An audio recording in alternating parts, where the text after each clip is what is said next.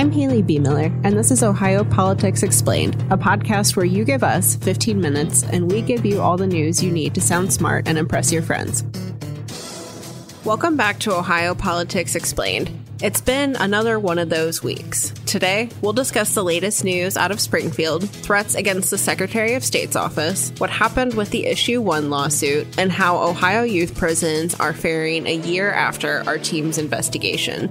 Joining me today is Anthony Shoemaker. Hey, Haley. How's your month been? It feels like a month this week, doesn't it? Yeah, it's, what did I say in the newsletter? What a year this month has been? I think, yeah, that tracks. So let's start with Springfield. The city is still reeling after former President Donald Trump repeated baseless rumors that Haitian migrants are eating pets. Schools and government buildings have faced dozens of threats, all of which turned out to be hoaxes. I talked to Mayor Rob Rue this week, and he told me Springfield wants out of this, quote, political vortex that they find themselves in. Locals are also exhausted and frustrated. Meanwhile, Trump said he plans to visit sometime in the next couple weeks. Did I miss anything? Yeah, Trump at a rally in New York said he's planning to visit Springfield in a couple of weeks. He also, had the numbers all wrong about immigrants in Springfield. He said 32,000 Haitian immigrants had come to Springfield in recent weeks, doubling the population of the beautiful city, he called it. Springfield has seen about 15,000 to 20,000 Haitians come over the last 4 or 5 years. So this has been a gradual process. It's not like it's been overnight. There's also been there's a little Haiti neighborhood in Springfield. There's about 7 grocery stores and restaurants. So this isn't like something that just happened, like Trump was saying in his speech the other day in New York. But the city kind of wants this spotlight to be turned off. They're kind of done with it. Right. And I think, local officials and Governor DeWine have pointed out that there are legitimate challenges that come with your population increasing by like 25%, whether it's healthcare, the economy, housing costs. No one is disputing that, I don't think. But their concern is that a lot of the stuff about eating pets or stealing ducks has overshadowed the actual problems. Yeah, ever since that Trump mentioned the animal eating and the debate, that's been the focus, instead of the focus being on the challenges in the schools. Like the superintendent said, they went from having 200 non-English speaking students to 2,000. That's a challenge that they have to deal with. But, you've also got some of the manufacturers and warehouse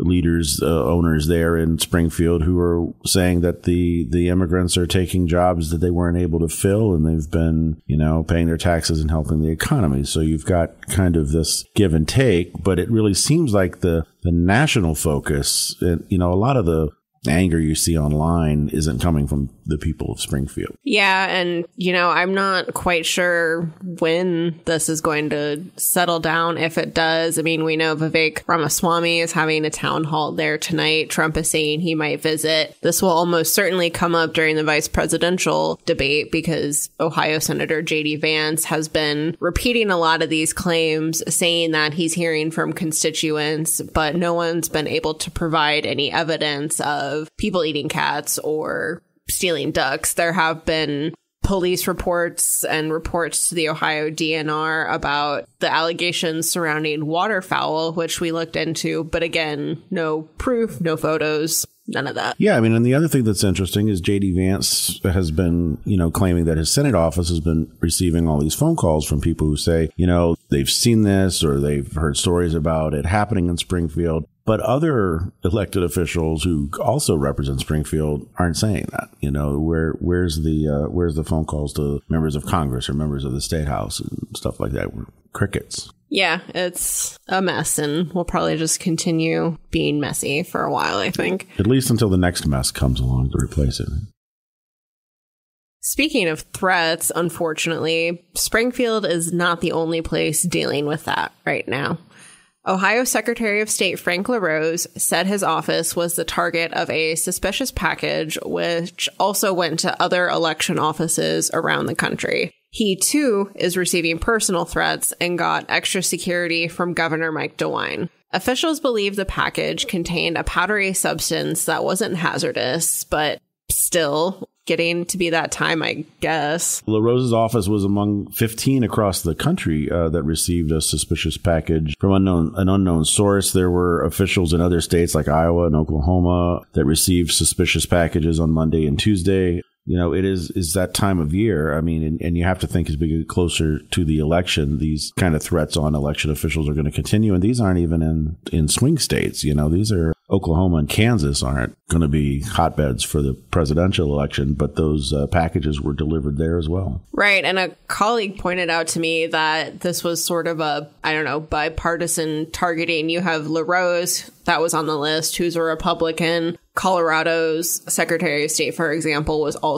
they also received a suspicious package. That person is a Democrat. So I don't know. We don't really know anything at this point about what the motive is, but we do know that it's become very, very difficult to be an election official, from a poll worker in your city to the Secretary of State. And this is the first presidential election since 2020. So unfortunately, I would be surprised if this is the last we see of stuff like this. Yeah, and you have to think that, election officials are already stretched trying to put elections on under normal circumstances. And every time you have to evacuate buildings or deal with these kinds of threats, it's setting, that work farther and farther behind.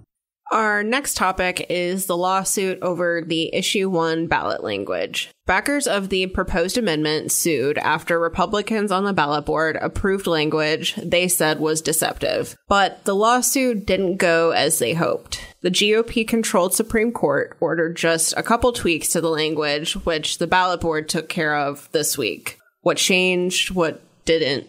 Yeah, I mean, they were just very minor, wording changes. The bulk of the ballot language stayed as it was written. The court ruled along party lines 4-3. This is going to be, we've seen the fight over these ballot issues in the last few years, like whether it was Issue 1 in August of last year, the abortion issue, the fight over the language it's consistent now, that they're fighting over this. We'll see. I don't know how many people actually read it. The advertising is really starting on Issue 1 right now. The pro Issue 1 people put out their first ad this week, comparing the anti-side to Jim Harbaugh, the former Michigan head coach, kind of like, cheating is bad and their politicians are cheating. It seems like the message for the pro Issue 1 people is going to be, get politicians out of redistricting. And the message on the no side is going to be that Issue 1 puts gerrymandering in the Constitution. That's kind of the messaging they're going for.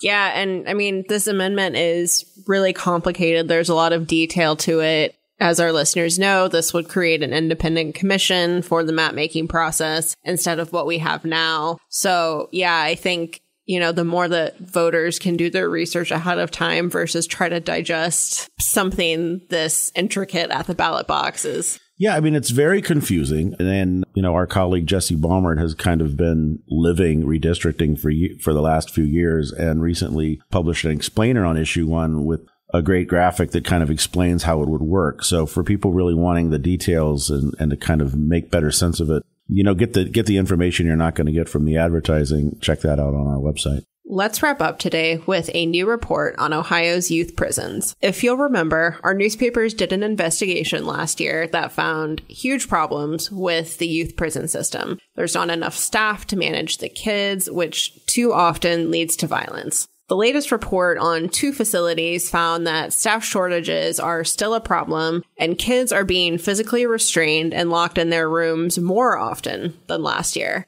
I know you can't fix systemic problems in a day, but not the direction. Yeah, I mean, there's been no improvement really at the 2 facilities in this report, which are Indian River in Massillon and the Circleville facility south of Columbus. But even being in the spotlight after the investigation came out, nothing's really improving. Kids are spending more time locked in their rooms, like you said. The employee turnover is extremely high. It's almost 60% of workers left their jobs in the Circleville facility. Children are joining gangs. Staff are physically restraining the kids at higher numbers than last year. The situation just isn't getting better. There's a hope that eventually, these larger facilities will close and smaller facilities, that are closer to home will open for these kids. But that's going to be a way off if it happens. Yeah, but that is a big priority for DeWine. Yeah. He's talked a lot about that. So hopefully, I don't know how you attract, prison employees, especially after a lot of these problems have come to life. It does not seem like a super appealing job to me, but. Right, and the morale is extremely low with those employees, and there's forced overtime, a lot of workplace issues, and people are giving up those jobs. So you you also run into issues where you don't have people there then with kind of institutional knowledge, because the churn is so high. Like you said, it doesn't sound like the kind of job people would be rushing to do. Because journalism is so fun. And one more thing before you go. Overseas ballots for the November election had to be ready today, which means the voter registration deadline isn't too far off. If you want to vote November 5th, you have until October 7th to register. Visit voteohio.gov for all the details. Ohio Politics Explained is brought to you by the USA Today Network Ohio Bureau. You can check us out on X, formerly known as Twitter, @Ohio Explained.